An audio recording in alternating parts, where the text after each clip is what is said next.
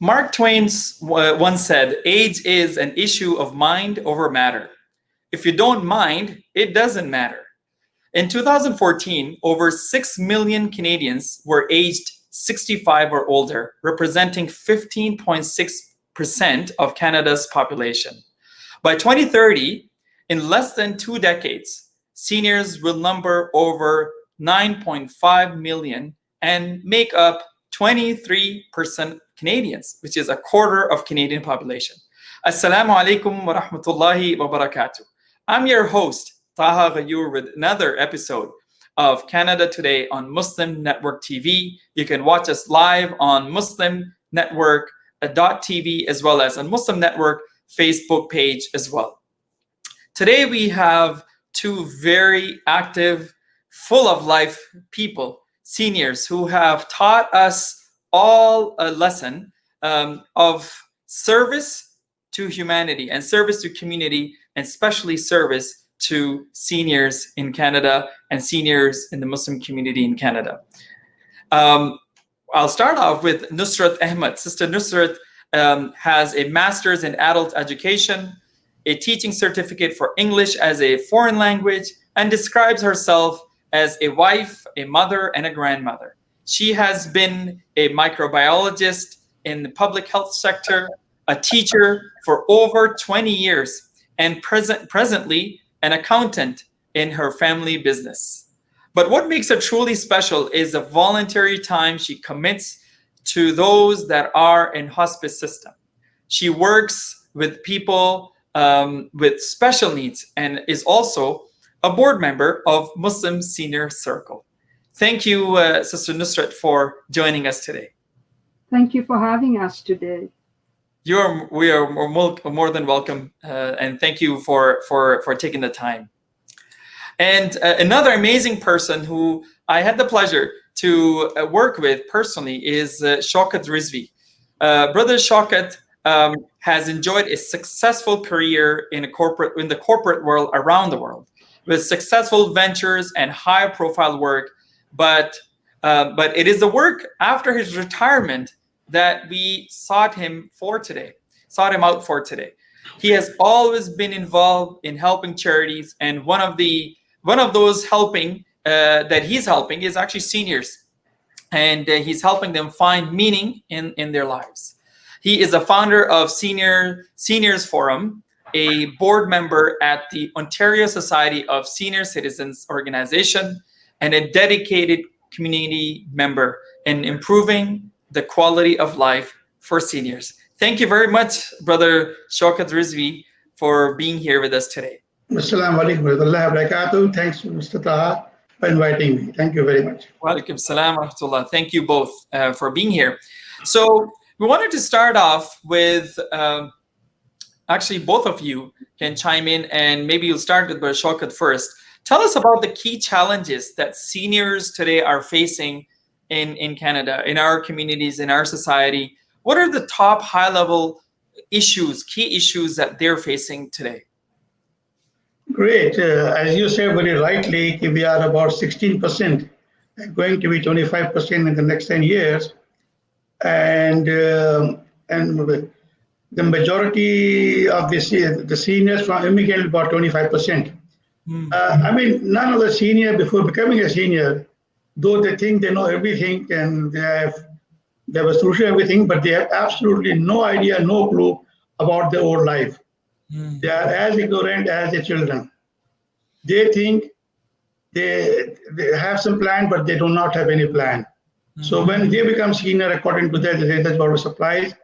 They don't realize that now, no matter who they were in the past, what glory, what success, and how many spotlights from them, but now they are simply an old man.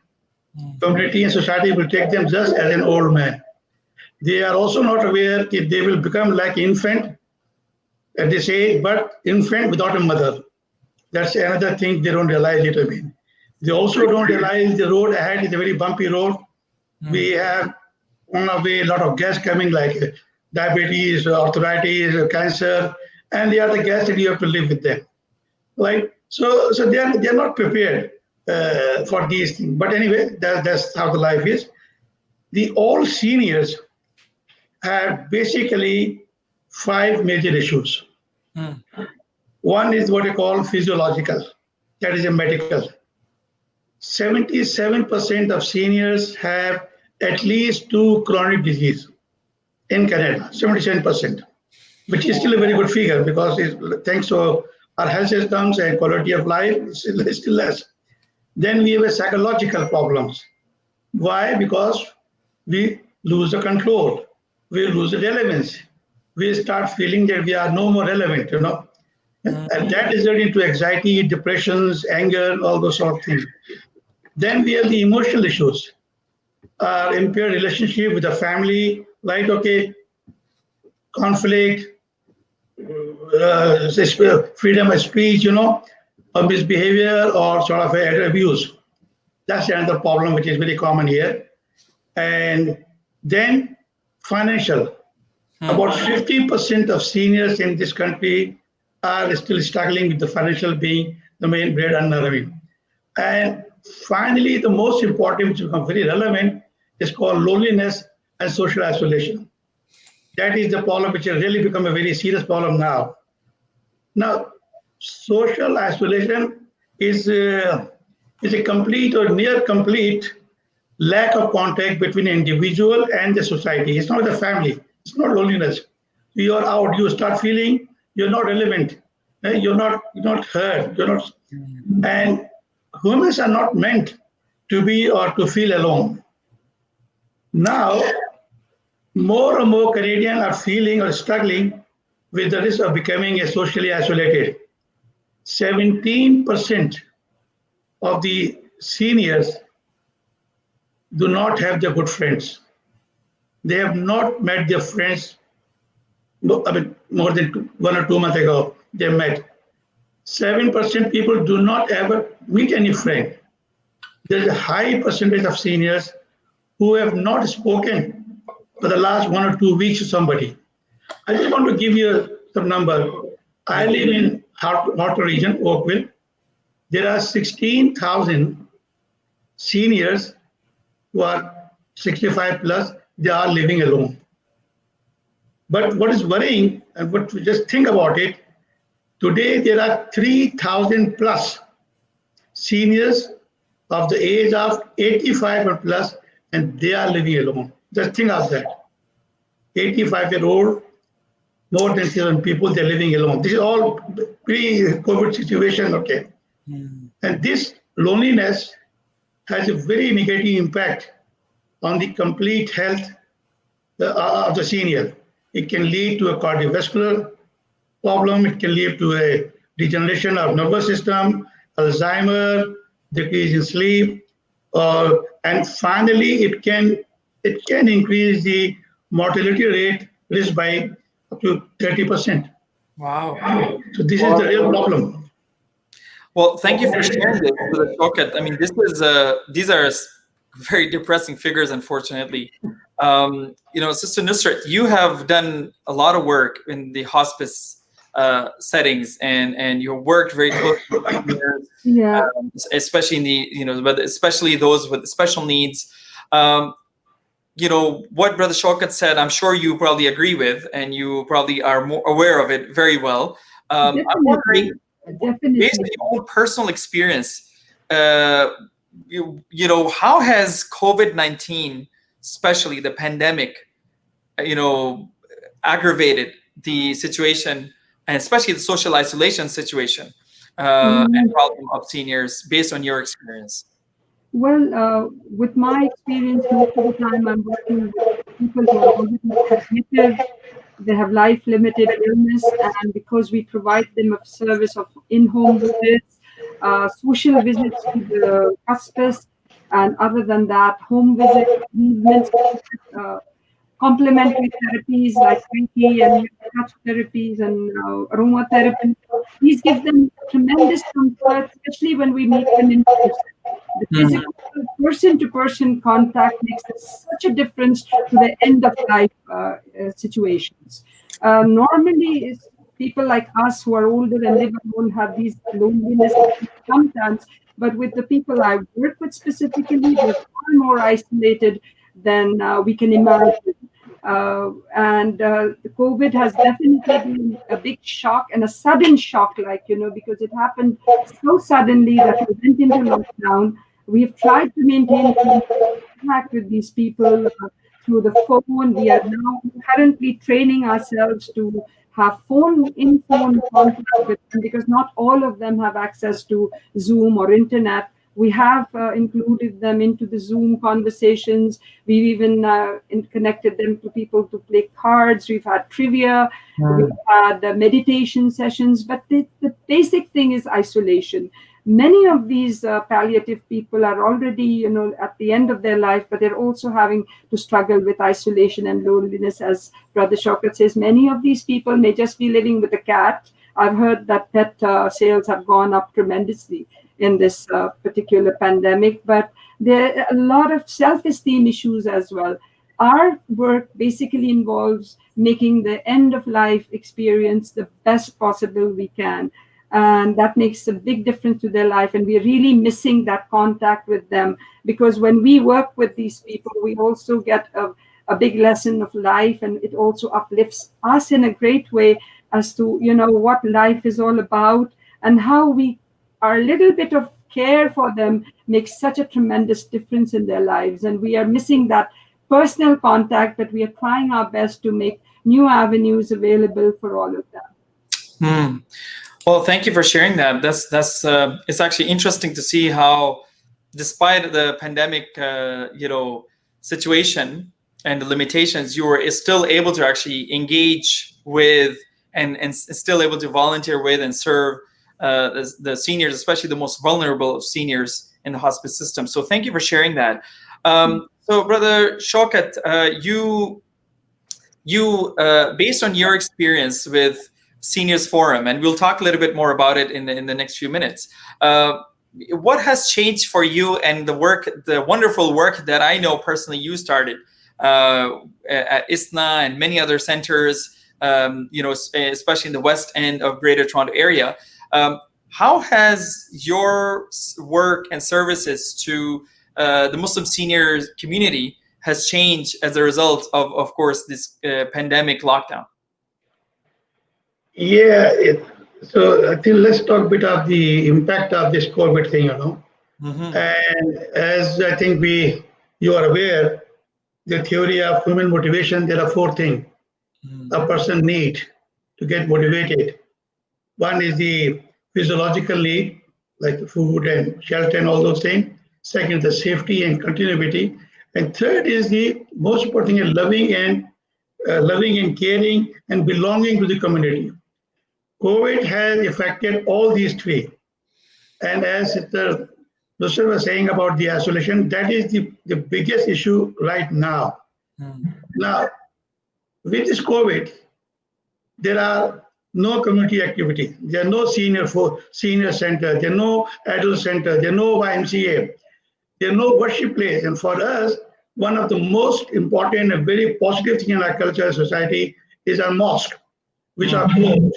And not only for the prayer, but also the mosque provide a lot of other activities, learning and teaching and sharing halqa and all those sort of things. That's not there. If you have gone and visited any mall before noon or afternoon, you will see a lot of seniors sitting in the food court area or walking. There was one of the very good place for seniors to go and hang around. There are no gathering. Now, family member cannot come and visit them. They cannot hug their grandkids. They can't go for shopping. Now they become totally dependent. So, of course, there are some of the, luckily technology has helped, and this Zoom and all those social media or Skype and all those things which have provided an opportunity to connect. Although many seniors are not in a position to use it. One, some don't have internet, some do not have the proper telephone, some do not know how to use it. But anyway, so when we saw this thing, we immediately thought we should do something using a technology, and we started this program for seniors. The first program we started was the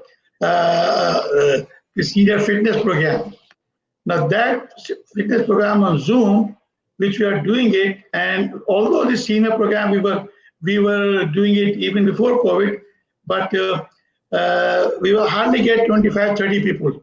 Surprisingly, this program we are doing now, we get almost 80, 90 people coming 3 times a week.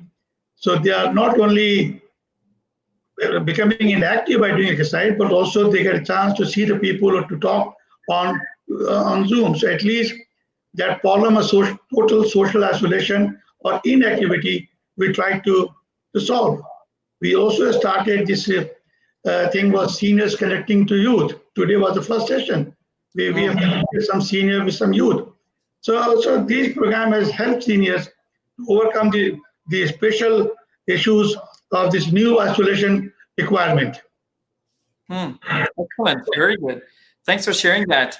So one thing I wanted to, I guess, if you look at not only the current situation, but even beyond, we see the region of Peel, for instance. There have been other regions as well. City of Mississauga, mayor, for instance, they have been actively addressing the effects of pandemic on seniors. And so I'm curious, based on your experience so far, are you seeing the municipal governments and authorities doing enough for the seniors to improve their quality of life and address all such situations that we're dealing with, that seniors are dealing with on a daily basis, especially during the pandemic?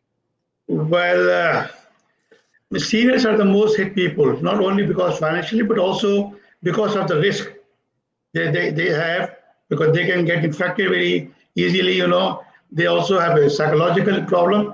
Now, on the financial side, the government has, federal government, they are giving about 20 million to different organizations to supply food to seniors, because a lot of seniors are getting food support from different organizations. So at least they got some help from the federal government, about 20 million. Then the federal government announced one-time payment of 300 to 500 to senior, which still has not come, but that will come. Also, they are do something, they give one time some small amount to GST. But as far as the municipality and the local thing, I have not seen or heard or aware of any sort of a financial support or any other support coming to seniors. Sister, you may be aware and actually Brother Shaukat just talked about the federal government support, which is, which is there, but it's coming too late. Based on your experience so far, how are seniors dealing with this lack of funding? We still don't know. It's still be a month before, the seniors actually get their the final support or financial support. What does it say about the prioritization of seniors when it comes to all levels of the government? Because others are receiving their checks, many have received it, other sort of segments of the population, whether it's of course businesses or even students, but seniors are the last to actually get that chunk of financial support. Do you find this problematic? Do you feel that this really puts it shows that seniors are not a priority? I feel that they've been greatly sidetracked, and the issue is that and when the money does come, $300 or $500 is absolutely a very small amount. It's a pittance, I would feel, compared to what other people have been getting. So if they have financial issues with even things like groceries and others, or paying their rent, some of them, I know of a group of people who actually live in rentals, and it's so impossible for them to to subsidize that with the cutting back of every other support, that I think they've been marginalized. And the government, I know at the municipal level, Mississauga has started exercises and there are food banks, but a lot of these seniors have a lot of dignity and they feel very belittled, and I think that the help is coming too late.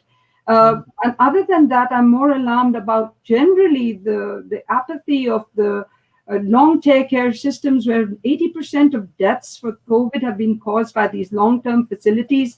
The private ones may be better off, but what about the government funding? Where is it coming? They're going to launch advisory committees to look into correcting them. The armed forces has to come in to tell them of the negligence. So it's not only the financial burden, there are so many other issues that are not being dealt with, and and with more and more people joining the aging population, I think that it's really atrocious. I don't think enough is being done.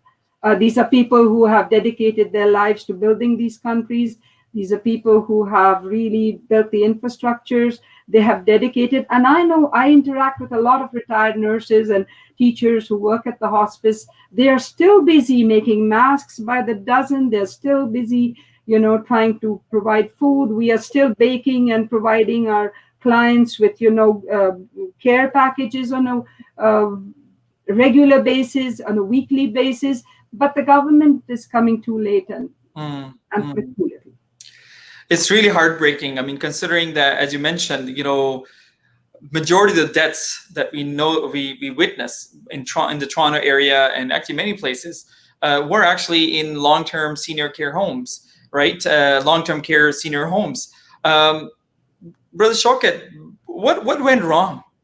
Why did we witness such a massive level of outbreak in these senior homes? I mean, yes, we've heard a lot about it. It was in the news for quite some time, and people still talking about it. But as you said, there isn't, and Sister Nusra just mentioned, there is we see inaction. First of all, we didn't see much happen. Yes, the Ontario government at least stepped in now, and yes, there are conversations about they're going to jump in and sort of take over sort of the management of it. But my question to you, Brother Shaukat, like, what went wrong all these years? And actually, this is Nusrat, you can talk about it too, because you're of course directly working on the ground. All these years, this is not something that happened overnight. Well, before I answer that, I want to just add what Sister Nusrat saying. Some people of the opinion why seniors should get the financial support, because they have a fixed pension coming in, they're not reduced, so why they should get? Probably they are not aware that even for them, and you notice you're at home, your grocery cost has gone up. You have to pay extra for the delivery, right?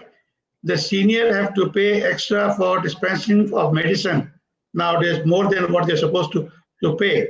So they are, plus the seniors, for many seniors, this pension was not enough. They have other source of income coming from the rental property or from other investment. Now they're also being affected, which is not available. So it's not that the senior don't require any support. They do need. It has still not come as yet. It's a promise. Now, coming back to your question, the long-term care, which is really a very pathetic situation, and it is an eye-opener. I think, obviously, we all were caught by surprise, and nobody was prepared for the COVID thing. We have not. But not only that, but I think for the last many years, maybe a decade, nobody has really looked into the issues and problem in the long-term care center. And also even now, you'll be surprised to see that when there's a problem with COVID on our young people or children, the media tells the story, they highlight the thing, about those things.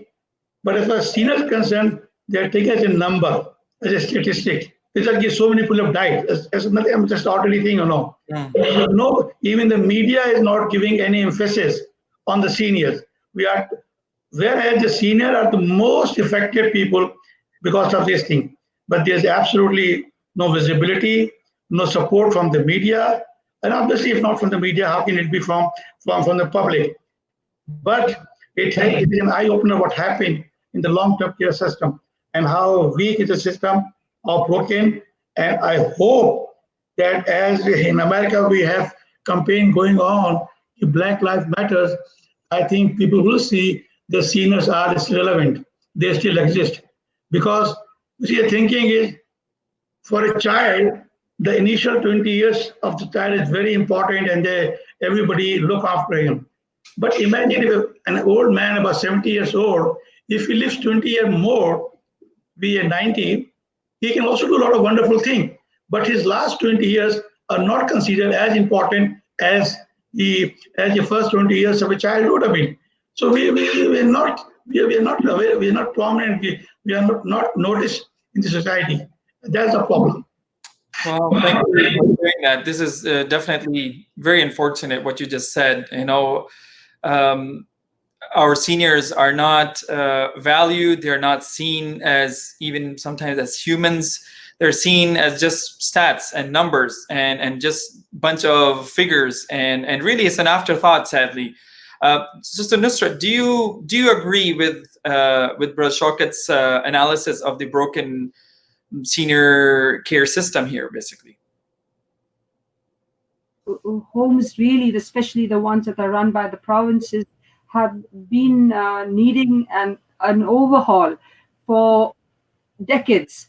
I know of a lady who's always single-handedly fighting with at every level, just because her own parents had terrible deaths in long-term facilities. The abuse, the physical abuse, the neglect, they are outdated buildings, 4 people sharing a room. How do you control infection in such people? How do you mishandle when they have dementia? They're manhandled to the extent where they might have an arm dislocated, or bruises from the way they're handled. Her own mother, a devout Catholic lady, had to go through the indignity of having her diapers changed by male attendants, and that was really so demeaning for her that every time somebody came to clean her up, she would, in spite of her dementia, get into a rage and start shouting. And it was a lot of investigation that led to finding out why this lady was so disturbed at even the sight of a sponge or a small a person. And then there would be the lack of payment of salaries, so that these the attendants at these facilities work at several other facilities, so that every time they would bring in more infections from other places that they work. If you remember, I think about 15 years ago, there was a big case about our only Prime Minister, Campbell, when she, the only female we've had on the when her artist had dementia, the one who painted her official portrait, was abused in a long-term facility. And that started a lot of noise as well. So there are so many stories. There are so many small groups working to address these situations. They're fighting because they're not well off. One of them is even writing to Doug Ford and saying, you're building a lot of property, there's construction hasn't stopped, but can you really build little units for low rentals where at least you have a washing machine so we can wash and dry without having to go to the basement of a building when we are no longer physically able to do so? These are just some of the things we can touch upon. I'm giving specific examples which are very disturbing, Wow. Very disturbing. Well, I wanted to go back to your personal, sorry, Shaukat, do you want to add something to this? Just want to add, maybe people will not agree or will not like it, but reality, impact on seniors. When seniors were going to the hospital nowadays in emergency, the medical staff were deciding on the age, who has to give the priority, who should get the ventilator, right? Just because of the lack of resources. I'm not talking about the doctor, but because of the lack of resources, they have to choose senior versus young man, and senior goes aside, These are the reality, which is going on. Okay. Definitely sad reality, of course. What I wanted to do is sort of take us back to your personal journey to the work that you guys are have been doing. So I want to start out with the Shaukat. I know you have, you were a very successful, mashallah, leader in the corporate world at international level. Please tell us a little bit about where you come from, but more importantly, what led you to give back to the senior community? Why not something else? Why you're so passionate about serving the seniors? Was there a turning point in your life I think it will be interesting to hear what drives you, and what is it that really brought you to this amazing work that you're doing across several mosques now with the Muslim Seniors Forum program itself. Thanks. I mean, I think I will not talk much about my past, who I was, what I've done, glory, spotlights. That's gone. I mean, that's gone. I'm an old man. I'm a senior person like anybody. But what is, I think, more important, I mean, though I lived in at least 7, 8 countries, I've traveled a lot, I've learned from a lot of people throughout the world, and they brought me to this position. And thanks to my juniors who have supported me, and I've been rising in the ladder of corporate sector. But anyway, but the second part of the question, what has brought me in this field, I think it might be interesting and motivating for people. I am the person who became very sick. I was so sick, I was on ventilator for 5 months. I was so sick that I was in the hospital for 9 months. I was so sick that I was totally or partially paralyzed for 1.5 years. And I was very lucky to have the best possible medical treatment humanly possible in a place called Mecca of Medicine, that is Boston, Harvard. There have been 2 seminars on me, but in spite of all those 40, 50 doctors treating me, they came to the conclusion, we don't know how you survived. When I entered, I was 85 kg. When I came out, I was 35 kg. Now from there, I'm coming out. It took me say some time to recover, and the thing which really has brought me, according to me, is that what I call my iman become my yateen. I know it is only, though I have the best possible doctor in the world, a specialist, but they all failed. So it is only Allah who is the one who gives the life, no one else. I mean, He's the only one. That's one. Secondly, the family support. My entire family were with me in the hospital for 9 months outside ICU standing. That is the biggest support which one can get, and that has never made me to lose any hope. So plus the dua and all those things, fine. So when I recovered, very interestingly also, when I started, I worked in 3 big organizations, 2 of them the corporate Fortune 500, but I never applied for a job. You will not find my application. I was always offered. But when after my retirement, or when I was say laid off in USA, wherever I applied, I never got a job. So that's very strange also. So when I recovered, I know that I should do something. And it's a time to give back. Because Alhamdulillah, Allah Ta'ala has given me a second life, which is one of the biggest gifts I can have, a good family, no issues. Now, what I got from Allah Ta'ala and from this country, from my family of people, is time to give back to the community, give back to the society. That has really motivated me. Then I was looking where I can give. So I created my own job because I know I won't find any job. So I created my own job, and that job was to create a seniors forum. I thought that is the best place where I can work. I being senior, I understand the share.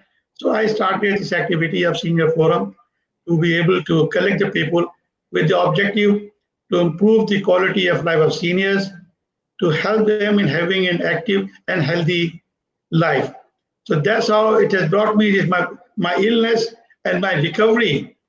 That has brought me back to this situation to give back. Alhamdulillah, it's going on for the last 3-4 years.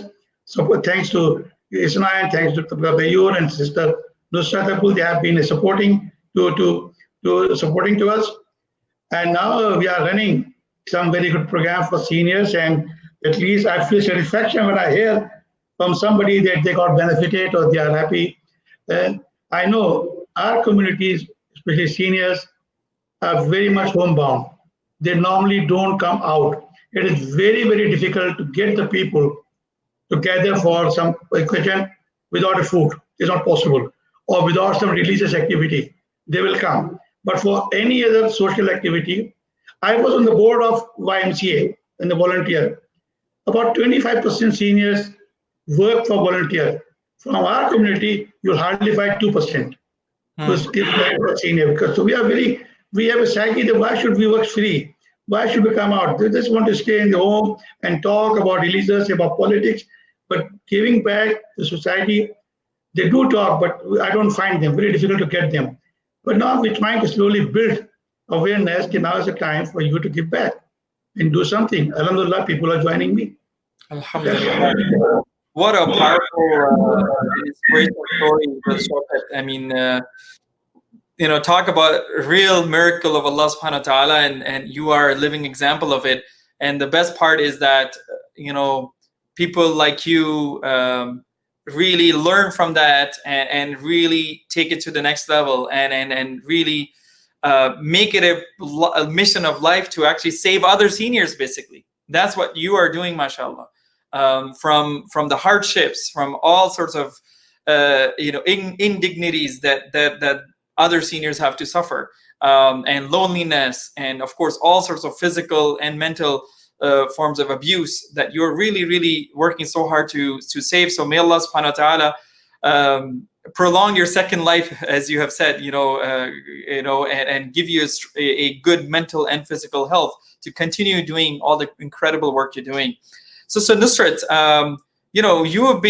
you're in the field of education, and I'm curious to know what brought you to the seniors work and hospice work. This is one of the most difficult areas to volunteer. Why not just go somewhere and volunteer at the masjid? Or I'm not saying it's easy to volunteer at the masjid or other places. I mean, it has its own challenges.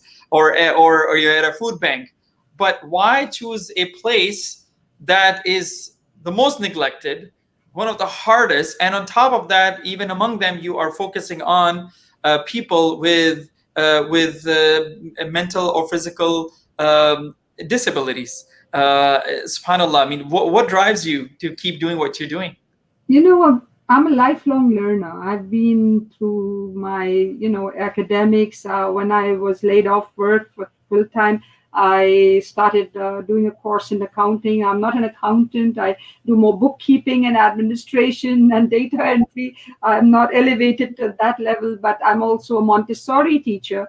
When I came here, I had the option of either continuing with the Montessori, but I have a physical disability that I've lived with all my life. But that has never stopped me, because the one thing that my parents told me was that don't let anything limit you, keep going kind of thing. And that has been with me all my life. So I feel I have a calling there, because there's something that gives me immense satisfaction, self-satisfaction when I'm with others. If I do, when you see the pleasure on somebody's face, when you give them a therapy, for example, or if you spend a few hours with them. I went to a funeral of an ex-client, and when I went to the Turner and Porter, and I was waiting in line, they were a popular family, they were a local family. There were maybe 400 or 500 people at the funeral lining up. When I went close to the family, the husband came and he actually hugged me. And he started crying, and he said, "You made such a difference in my wife's last few months by meeting with her, sitting with her, just talking to her." And that made me trigger on to do more, because the immense satisfaction, all of us volunteers say we always come back feeling more uplifted than we went in the morning, kind of thing.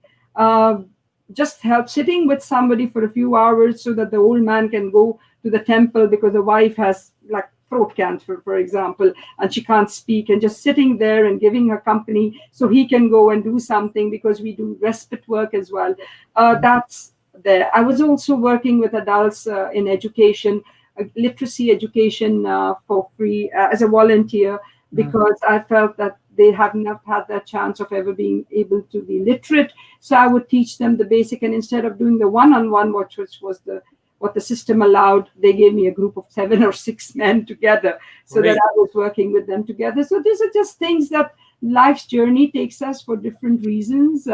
I feel the only thing I want to add here, which is not part of your question, is that Brother Shaukat voiced is very well after he talked about his amazing journey of getting a new life, was that there is such an absence of South Asians, especially from our community. And I feel sometimes I'm safer with a headscarf. There's 200 people and I'm maybe the only one or maybe 2 or 3 Muslims who might be there with that group. We are representing ourselves. We are ambassadors of our faith. We can join in and they see that, and I've tried to talk to people, but our people are they drag their feet when it comes to, like Brother Shaukat said, to get them out of the house and do something, engage yourself. You feel so much better. So let me ask you this, because it's interesting. Both of you brought this up. Why do you think there are barriers, or what are the barriers, I guess? Why is it that the Muslim community seniors are not coming out to volunteer or have the drive to do so? Are there any reasons that are cultural maybe or otherwise that you think that may be barriers? There are a few factors. One of them is that a particular class of people are well off because they've already had their life in the Middle East. They've come here with money. They're very complacent. They can travel. They can do all those things they didn't want to do. The second thing is the limitation that they've come into a new culture at a later age and they don't know about volunteering. And then the third thing is when I was even asking for references to join, because I had to have a police background check, I had to have references from people who knew me personally and had worked. No, don't do this work. You will get depressed. Oh my! I said, I won't know if I don't try. You do not know what you can do or you can't do till you give it a try. They're not willing to give it that try. They're not willing to go out and do something. That's why I find that these exercises classes that Brother Shaukat and his team are running are amazing, because in the home they can finally, there's so many more turning out to do things from the comfort of their home. It's amazing. But really, I feel that more of us need to come out to do things. More of us need to give back to this community. More of us need to show our presence here, because we are very much, we want our rights, then we need to give back to our community as well. That's beautiful. And I also work with Muslims with disabilities. You must have heard of Deen. I used to volunteer with them. Now I'm just a part-time helper. They're trying to build a residential place for Muslims who are not seniors, but with disabilities, so that we can similarly, I think Brother Shaukat maybe, or you can tell us about homes with our Muslim-centric as we get older, so that we can get that comfort of having that religious surrounding for us if we go into homes instead of the general ones. I think we might have a need for that in our community. And that's amazing. Thanks for sharing that, actually. Yes. But the Shaukat, Sister Nusrat talked about some of the interesting reasons or even sometimes excuses that you hear for the lack of involvement from the Muslim senior community. I wonder if you have experienced something like this, and what has been your experience so far? Well, thanks. I mean, you see, this is one of my biggest challenge, to get a senior out of their home and bring them. Really biggest challenge.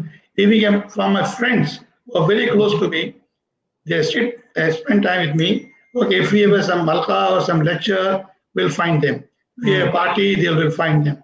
When we come to go for any activity, we're not there. Just think about it. I'll be very vocal about it. Look at Islam. Look at Al-Falah. The number of chairs are increasing. It's almost 25% in Islam and about around same percentage Al-Falah. It's true. Of people of senior who require an activity to be fit. To be very honest, before starting it, I was having a difficulty in leading my prayer, and I used to pray using my chair. But now, alhamdulillah, at least first I can pray standing. So if you look, the number of, we are converting our mosque into churches. Now they are already okay. Our leader in the community, and one of the leaders are the Imam of the Masajid. So how much time they spend to talk about senior, about giving back to the society?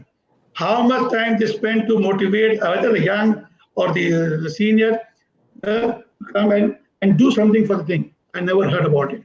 I never heard. I have requested many times, please tell these people if we can reduce the number of chairs if they start attending some sort of a physical activity, not our program, any program. We in Isna, we had a group.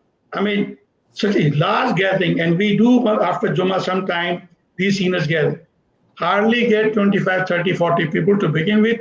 When the samosas are over, they have taken, we only left only 20 people. Right? Okay. That is the reality, I mean, of people.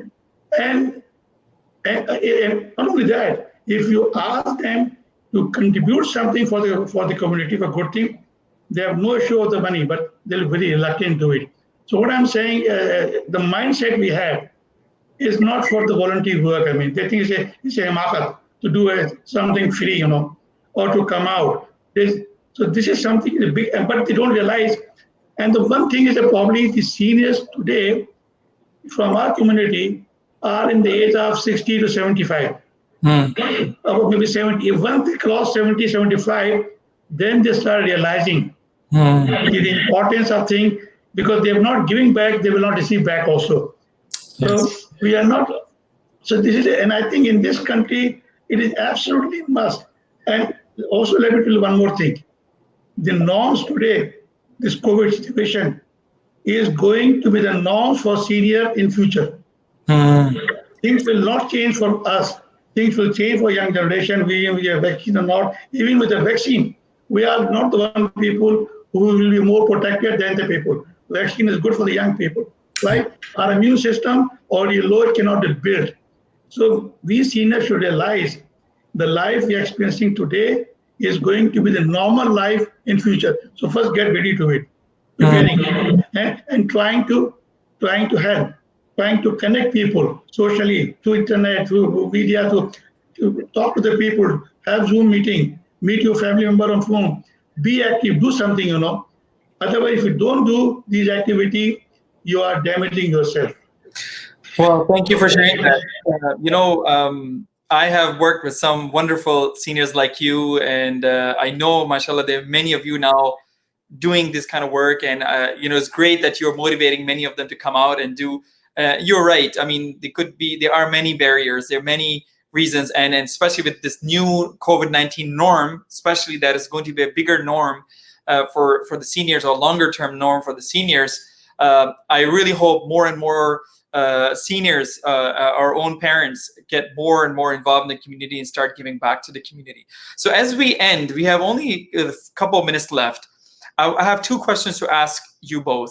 Number one, what message do you have for younger generation, those of us who want to help our seniors, whether in the family or outside, especially with regards to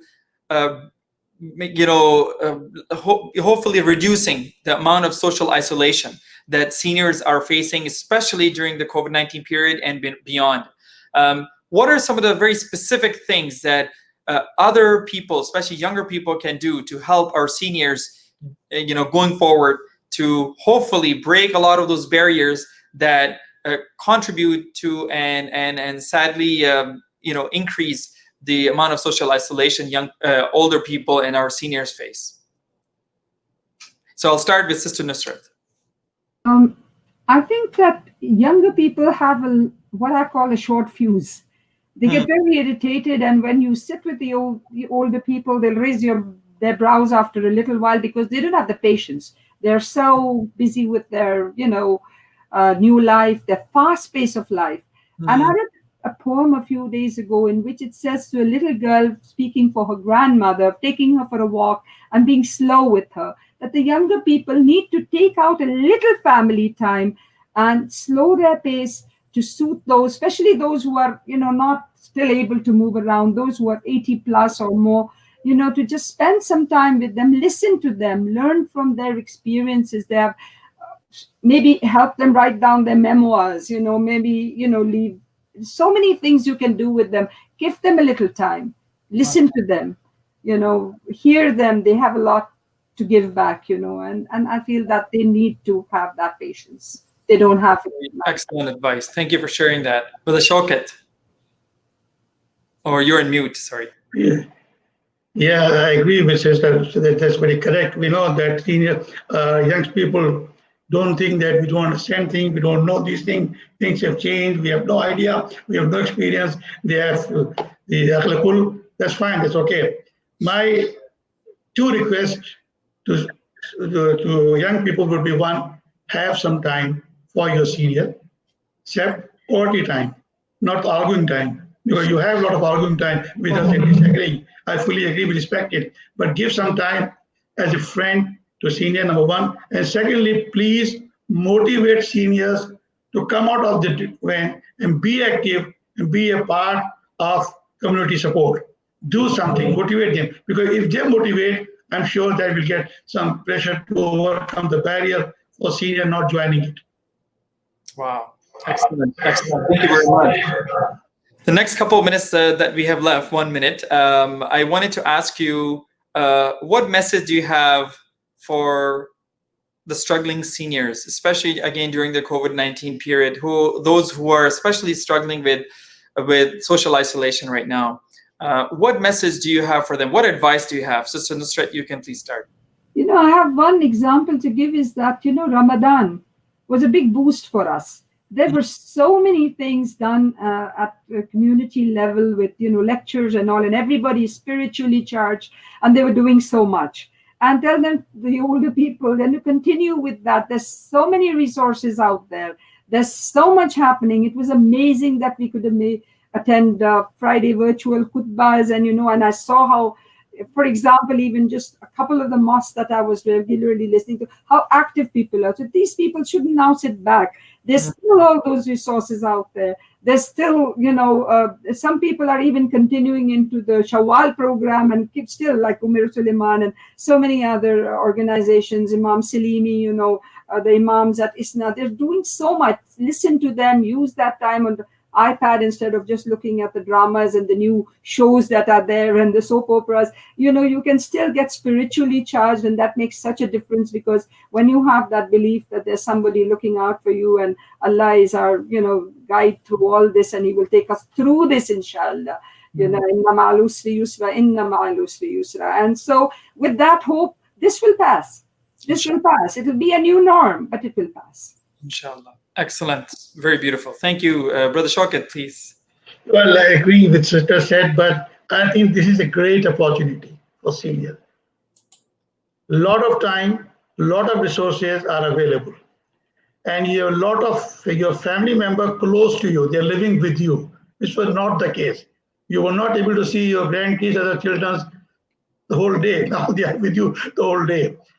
I would suggest every senior, please do some activity, do some healthy activity, go do some gardening, do some cooking, start teaching your mother tongue to your grandchildren, start guiding them on the religious thing, right? Okay, start playing and learning with them. There's a lot of possibility for us to learn and do the activity, but don't sit on sofa or lie down on the bed. Do something. Right, and there are tremendous opportunities available nowadays. Well, with that, we're gonna have to end. Unfortunately, you guys are a fountain of inspiration. I wish I could talk to you much longer. There's so much actually I could have asked and talked about. But thank you very much for really coming out and sharing with us the struggles of seniors and some practical advice on what you and I can do to hopefully uplift and strengthen our seniors, especially as they age and go through a difficult time in their lives, and more importantly, how we can hopefully value our aging fathers and mothers and grandparents and aging seniors who are gems that are often, very often, neglected and really an afterthought at times. So thank you very much for doing that. Really appreciate you coming out. And with that, I want to end with an interesting quote that you may have heard before. In the end, it is not the years in your life that count. It is the life in your years. So thank you once again, Brother Shaukat Rizvi and Sister Nusrat Ahmed, for joining us today. Thanks to our wonderful production team, Sister Saliha Farouk, Sister Komal Kamran, as well as Amanda Hassan and Nergis Naqvi for producing this show. And once again, shout out to Janet for this community program, for being our community partner and supporter in production of and promotion of this program. Once again, this is Taha Ghayur, your host, and Canada Today. Thank you for watching, and we look forward to seeing you again in a couple of days. Assalamu alaikum wa rahmatullahi wa barakatuh. Assalamu alaikum. Assalamu alaikum.